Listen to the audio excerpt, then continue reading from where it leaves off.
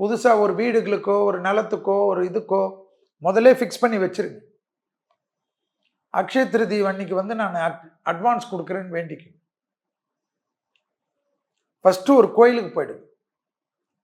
First என்ன பண்ணணும் தெரியுமா?